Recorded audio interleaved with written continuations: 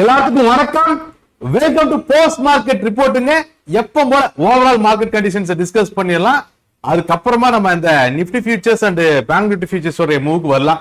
So first of all overall market கண்டிஷன்ஸை பொறுத்த வரைக்குமே இந்த வார் சினாரியோ கொஞ்சம் தனிச்ச மாதிரி தான் இருக்கு. பார்க்கலாம். ஆக்சுவலா என்னன்னா ஈரான் சைட்ல இருந்து ஒரு சமாதான பேச்சுக்கான தூது வந்தது அப்படிங்கறத நம்ம நேற்று எல்லாமே கேள்விப்பட்டிருப்போம், நியூஸ் எல்லாம் பார்த்துருப்பீங்க.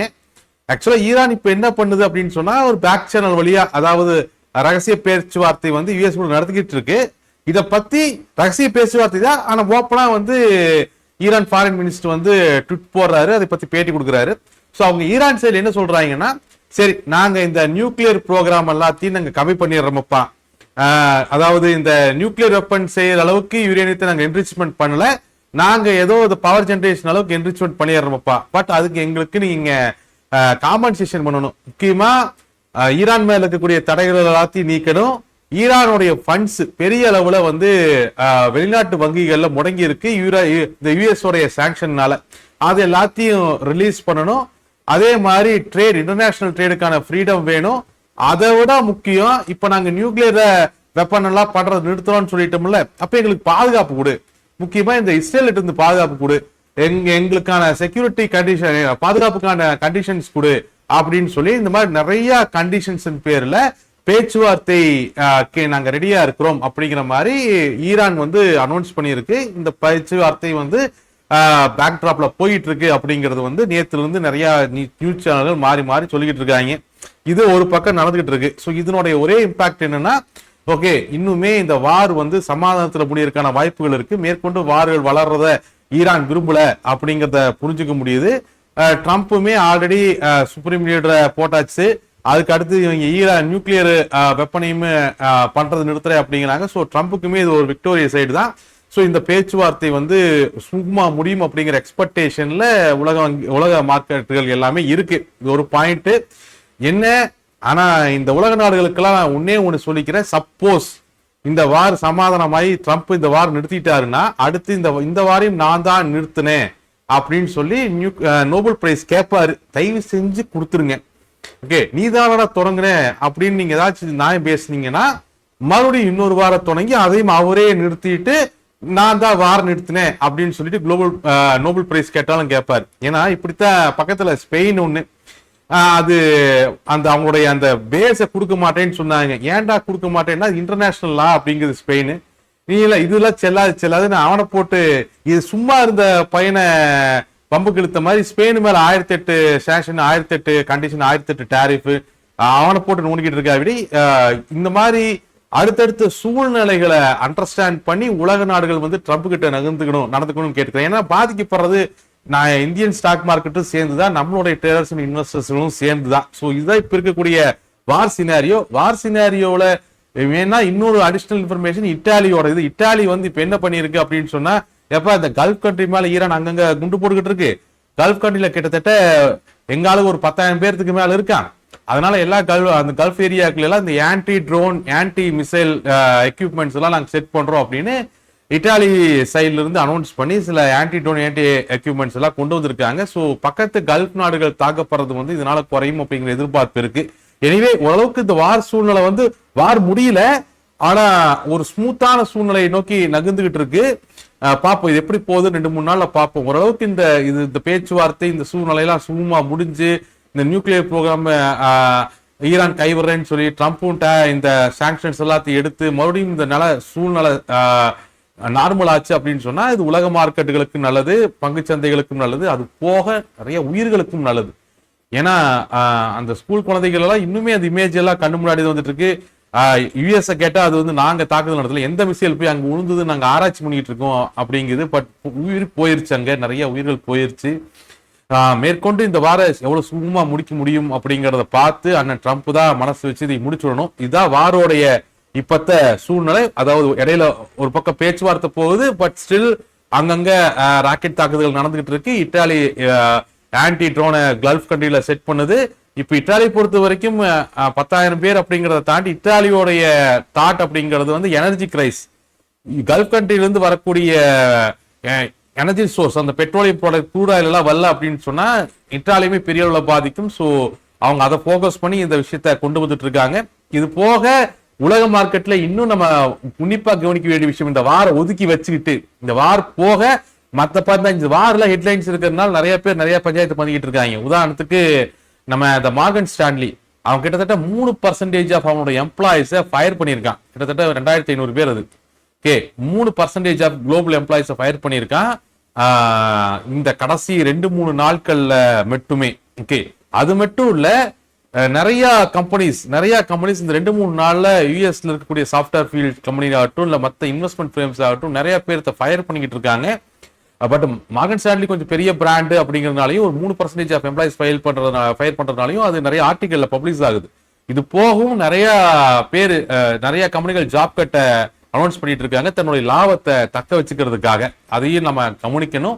ஏன்னா இன்னைக்கு சாயங்காலம் யூஎஸோடைய இனிஷியல் ஜாப்ல ஸ்டேட்டா வேற வருது நம்மளுக்கு. ஓகே, இது போக இந்த ஆந்த்ரோபிக்கும் இந்த ஓப்பன் ஏஐக்கு நடுவில் பெரிய பஞ்சாயத்து ஓடிக்கிட்டு இருக்கு. ஃபர்ஸ்ட் வந்து அந்த பஞ்சாயத்தை நீங்க அண்டர்ஸ்டாண்ட் பண்ணிக்க வேண்டியது அவசியம்.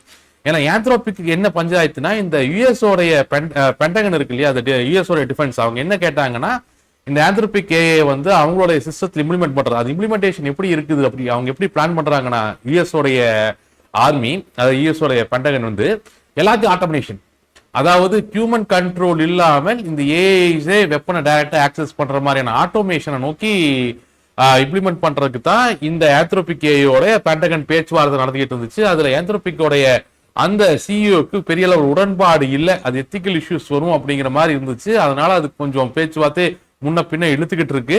தொடர்ந்து ஆந்த்ரோபிக் சிஇஓ பேசிட்டு தான் இருக்கிறார். ஓகே, பட் வந்து கம்ப்ளீட் ஆட்டோமேஷன், ஏஐ ஆட்டோமேஷன் அப்படிங்கிறது பெரிய சிக்கலை கொண்டு வந்து முடியும் அப்படிங்கிறது இவங்களுடைய பார்வை, இவங்களுடைய ஆந்த்ரோபிக்கோடைய பார்வை. பட் ஹியூமன் கண்ட்ரோல் இல்லாம கம்ப்ளீட்டா ஏஐ மூலமா இயங்கக்கூடிய ஒரு டிஃபென்ஸ் சிஸ்டத்தை இம்ப்ளிமெண்ட் பண்ணணும் அப்படிங்கிறது பென்டகனுடைய ஏம். ஸோ இது நடந்துட்டு இருக்கு.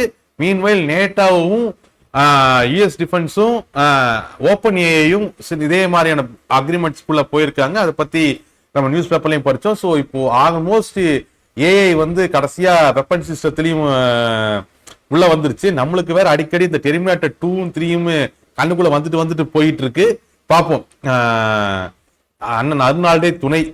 சரி, ஸோ இதெல்லாம் குளோபலா நடந்துகிட்டு இருக்கக்கூடிய விஷயங்கள். இதெல்லாமே மேக்ரோ எக்கனாமிக்ஸை பாதிக்கக்கூடியது, பங்குச்சந்தையை பாதிக்கக்கூடிய விஷயங்கள் தான். இந்தியாவை பொறுத்த வரைக்குமே நம்ம பெருசா ஒரி பண்ணிட்டு இருந்தது அப்படிங்கிறது வந்து ஆயில் கிரைசிஸ் ஏற்படும் அல்லது பவர் கிரைசிஸ் ஏற்படும் அப்படிங்கிறது தான். பட் இந்த வார் சுமூகமா முடிகிற பட்சத்துல அதுக்கான பாசிபிலிட்டிஸ் ரொம்ப கம்மி. அண்ட் மீன்வைல் இந்தியாவை பொறுத்த வரைக்கும் யூஎஸ் உடைய செக்ரட்டரி என்ன பேசியிருக்காருன்னா, இந்த யூஎஸ் இந்தியா டீல் வந்து ஆல்மோஸ்ட் லைன்ல இருக்கு.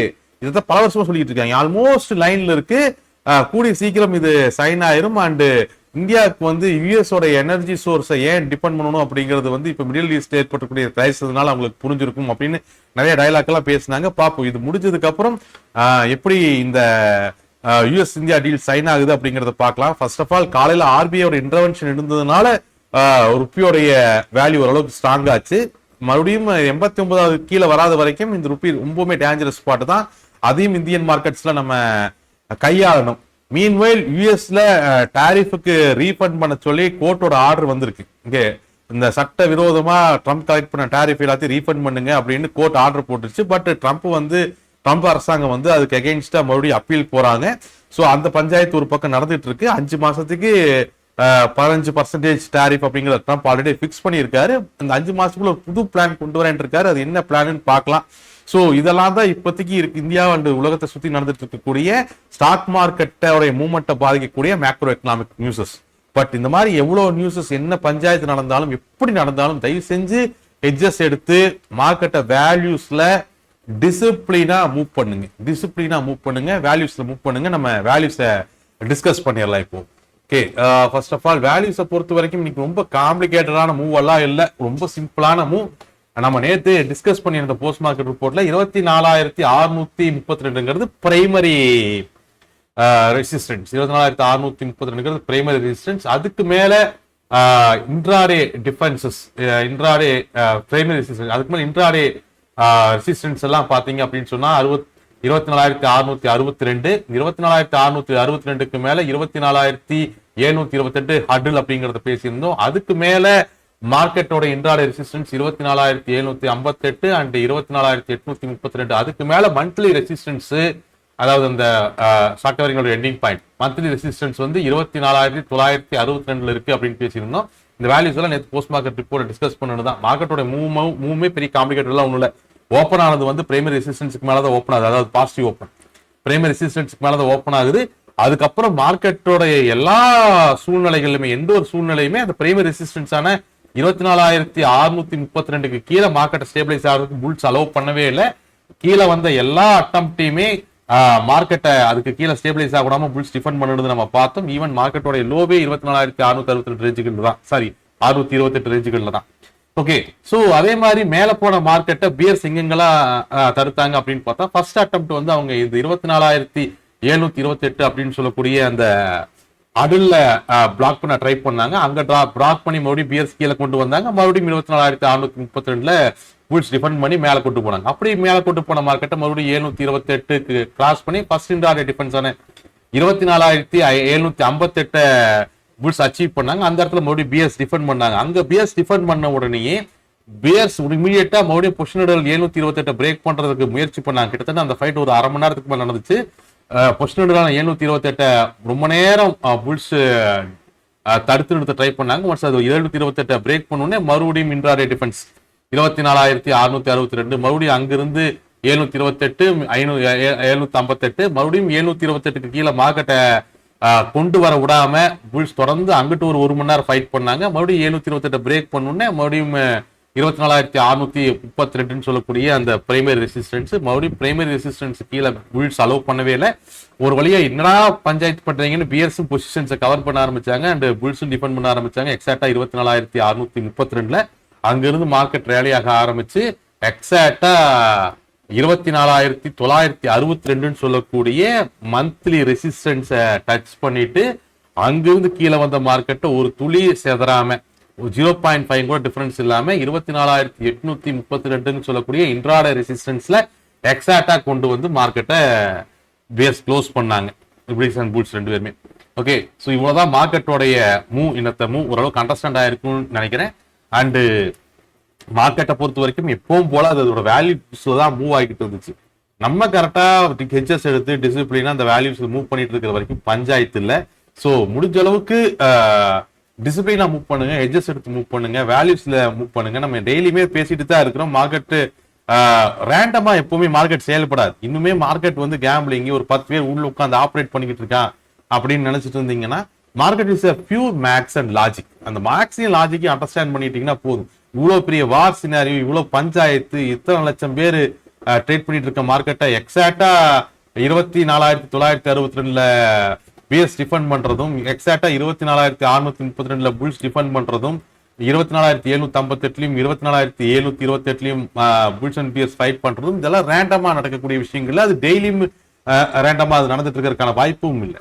ஸோ மூவ் வித் வேல்யூஸ், அது ரொம்ப முக்கியம். மார்க்கெட்டோட க்ளோஸை பொறுத்த வரைக்கும் இது ஒரு ஃபிளாட் டு பாசிட்டிவ் க்ளோஸ் தான். இந்த க்ளோஸை பொறுத்த வரைக்குமே நாளத்து மார்க்கெட்டினுடைய பிரைமரி ரெசிஸ்டன்ஸ் 24,832 அண்ட் அதுக்கு மேல மந்த்லி ரெசிஸ்டன்ஸ் பாத்தீங்கன்னா 24,962 25,022 மந்த்லி ரெசிஸ்டன்ஸ். அதுக்கு மேல பொசிஷன் 25,232. அதுக்கு மேல இருக்கக்கூடிய மந்த்லி ரெசிஸ்டன்ஸ் 25,458. அதே மாதிரி இன்ட்ராடே ரெசிஸ்டன்ஸ் வந்து 24,928 24,858 இருக்கு. Primary support 24,758. பிரைமரி சப்போர்ட் கீழே மந்த்லி ஹடில் 24,728. அதுக்கு கீழே மந்த்லி சப்போர்ட்ஸ் பார்த்தா 24,522 24,472. அதுக்கு கீழே இருக்கக்கூடிய 24,220 அடுத்த மந்த்லி சப்போர்ட். ஓகே, அதே மாதிரி இன்ட்ராடே சப்போர்ட்ஸை பொறுத்த வரைக்கும் 24,662 24,632 இன்ட்ராடே சப்போர்ட்ஸ். ஓஐ ஸ்டேட்டஸையும் நம்ம ஒரு பேசிடலாம். ஓஐ பொறுத்த வரைக்குமே டிஃபென்ஸ் ரெண்டு பேருமே நல்லா தான் வச்சிருக்காங்க, அதுலலாம் எந்த ஒரு பஞ்சாயத்தும் இல்லை. ரெண்டு பேர் டிஃபென்ஸ் நல்லா மெயின்டைன் பண்றாங்க. ஆனா அட்டாக்கிங் பொசிஷன்ஸை பொறுத்த வரைக்கும் ரெண்டு பேருமே கவர் பண்றாங்க. ஓகே, உதாரணத்துக்கு மந்த்லி சப்போர்ட் 522 அது வரைக்கும் தான் பியர்ஸோடைய டிஃபென்ஸ் இருக்கு. நீங்க பாத்தீங்கன்னா தெரியும், 500ல இருந்து அவன் 550 500ல இருந்து அவன் கவர் பண்ண ஆரம்பிச்சிருப்பான். ஸோ பிஎஸ்ஓட டிஃபென்ஸ் அப்படிங்கிறது மந்த்லி சப்போர்ட்டோட 522 வரைக்கும் டிஃபென்ஸ் பொசிஷன் அவங்க மெயின்டைன் பண்றாங்க. அதுவும் கம்மி தான். ஆக்சுவலாக அவங்களுடைய ஹெவி டிஃபென்ஸ் அப்படிங்கிறது 728 அந்த 700 ரேஞ்சுகள்ல அதோட முடிச்சு போச்சு. அதுக்கு கீழே சிங்கிள் டிஜிட்ஸ் ரொம்ப கம்மியான பொசிஷன்ஸ் தான் இருக்கு. புல்ஸோடைய பொசிஷனிங்க பார்த்தீங்கன்னாலுமே டிஃபென்ஸ் பொசிஷன்ஸ் எல்லாம் ஓகே, பட் அட்டாக்கிங் பொசிஷன்ஸ் எல்லாத்தையும் கவர் பண்ணியிருக்காங்க. 2 பேருமே டிஃபென்ஸ் மூட்ல தான் மெயின்டைன் பண்ணிக்கிட்டு இருக்காங்க. ஓகே, 2 பேருமே ஏன்னா என்ன பஞ்சாயத்து அப்படின்னு சொன்னா நடந்துட்டு இருக்கிறது வார். இன்னைக்கு ஒரு சூழ் நடக்கும், நாளைக்கு ஒரு சூழ் நடக்கும். சப்போஸ் இந்த பேச்சுவார்த்தை அப்படிங்கிறது முடிவு இல்லாம, அதாவது சரியா முடியாம போயிருச்சு, இன்னும் 4-5 வாரத்துக்கு போர் எக்ஸ்டெண்ட் ஆகிறதுக்கான வாய்ப்புகளும் இருக்கும். அதனாலதான் 2 பேர் டிஃபென்ஸ்ல மூவ் பண்றான். நம்ம ஆளுதான் கால் 9:15 மாறிவே இவன் நடத்துற மாதிரி மூவ் பண்ணுவான். ஸோ அந்த மாதிரி தவறு எதுவும் பண்ணிடாதீங்க. பேங்க் நிஃப்டியோட மூவை பொறுத்த வரைக்கும் ரொம்ப காம்ப்ளிகேட்டான மூவ் எல்லாம் ஒன்றும் இல்லை. பேங்க் நிஃப்டியுமே பிரைமரி சப்போர்ட்டுக்கு மேலதான் மார்க்கெட் ஓப்பன் ஆகுது. மார்க்கெட்டை கீழே புஷ் பண்றதுக்கு பிஎஸ் முயற்சி பண்ணாங்க. அப்படி பிஎஸ் முயற்சி பண்ணும் பொழுது 59,058ங்கிற அந்த பிரைமரி சப்போர்ட்லயும், அதே நேரத்தில் அடுத்த பிஎஸ்சிங்கோட ஸ்டார்டிங் பாயிண்ட் 58,888லயுமே புல்ஸ் மார்க்கெட்டை டிஃபெண்ட் பண்ணி மறுபடியும் அந்த புல்சிங் அதாவது அந்த மந்த்லி ரெசிஸ்டன்ஸ் 59,122க்கு மேலதான் மார்க்கெட்டை க்ளோஸ் பண்ணியிருக்காங்க. ஸோ இந்த புல்சிங்குள்ள தான் நம்ம இருந்துகிட்டு இருக்கோம் பேங்க் நிஃப்டியை பொறுத்த வரைக்குமே. பேங்க் நிஃப்டியோட க்ளோஸை பொறுத்த வரைக்கும் இது ஒரு flat to negative close. Bank நிஃப்டியோட க்ளோஸை பொறுத்த வரைக்குமே பேங்க் நிஃப்டியோடைய க்ளோஸை பேஸ் பண்ணி நம்ம பேசணும் அப்படின்னு சொன்னோம்னா 59,332 பிரைமரி ரெசிஸ்டன்ஸ், அதுக்கு மேல மந்த்லி ரெசிஸ்டன்ஸ் 59,758, 60,232, 60,762. பிரைமரி சப்போர்ட் 59,262, அதுக்கு கீழே மந்த்லி சப்போர்ட்ஸ் 59,122, 58,888 அண்ட் 58,318. இதெல்லாம் வேல்யூஸ். ஓப்பன் இன்ட்ரெஸ்ட்டை பொறுத்த வரைக்கும் அதே பஞ்சாயத்து தான். டிஃபென்ஸ் பொசிஷன் தான் 2 பேரும் வச்சுக்கிட்டு இருக்காங்க. அட்டாக்கிங் பொசிஷன்ஸ் 2 பேருமே இன்க்ரீஸ் பண்ணவே இல்லை பேங்க் நிஃப்டியோட ஓப்பன் இன்ட்ரெஸ்ட்டை பொறுத்த வரைக்குமே. அண்டு மறுபடியும் ஞாபகப்படுத்துறேன், இப்போ நம்ம இருக்கக்கூடியது வார் சினாரியோ. இன்னைக்கு நிறைய பேச்சுவார்த்தை சமாதானமா போறது, இந்த மாதிரி நிறைய நியூஸ்கள் இதெல்லாம் அடிபட்டதுனால மார்க்கெட் ஓரளவுக்கு ஸ்டேபிளா இருந்துச்சு. இது நல்லபடியா முடிஞ்சிருச்சுன்னா இந்த வார் ஓவர் நைட்லயும் கூட முடிச்சிடும். சப்போஸ் ஏன்னா இதே மாதிரி ஒரு பேச்சுவார்த்தை தான் இன்னைக்கு போயிட்டு அடுத்த வாரம் பேசிட்டு அனுப்பிச்சு வச்சுட்டு தான் ட்ரம்ப் தாக்குனது பார்த்தோம். ஏன்னா ட்ரம்ப்போடைய அவருடைய நாடுகள்லயே அவரோட செனட்டர்ஸே இல்லை அவருடைய டிஃபென்ஸ் செக்ரட்டரிஸே நிறைய பேர் பேசுறது என்னன்னா அவருடைய ஃபீலுக்கு அவர் செயல்படுறாரு. அவர் இல்ல, ட்ரம்ப்பே நேற்று அதை தான் சொன்னார். ஓகே, எனக்கு தோணுச்சு ஈரானை முதல் அட்டாக் பண்ணிடுமோன்னு தோணுச்சு அப்படிங்கிற ரேஞ்சஸ் தான் பேசினார். ஸோ ரொம்ப கேர்ஃபுல்லா இருக்கணும். இந்த வார் முடிஞ்சா ஓவர் நைட்ல முடிஞ்சிடலாம், இல்லைன்னா முடிக்கணும்னு முடிவு பண்ணி போச்சுன்னா அப்படின்னா ஒரு 5-6 வாரம் கூட எக்ஸ்டெண்ட் ஆயிடலாம். ஸோ வாட் எவர் ஹேப்பன்ஸ் மார்க்கெட்டை எட்ஜஸோட மூவ் பண்ணுங்க. Over confidence bias, recency biases இந்த மாதிரியான விஷயங்கள்ல மாட்டிக்காதீங்க. ரொம்ப முக்கியம், வார் எங்கேயோ நடந்தாலுமே பாதிக்கப்படக்கூடிய பணம் நம்மளுடையது, உயிர்கள் எல்லாத்தோடையது. ஸோ ரொம்ப கேர்ஃபுல்லா கையாள வேண்டிய காலகட்டம் இது. நம்ம மறுபடியும் நாளத்தை போஸ்ட் மார்க்கெட் ரிப்போர்ட்ல மீட் பண்ணலாம். Thank you everyone guys.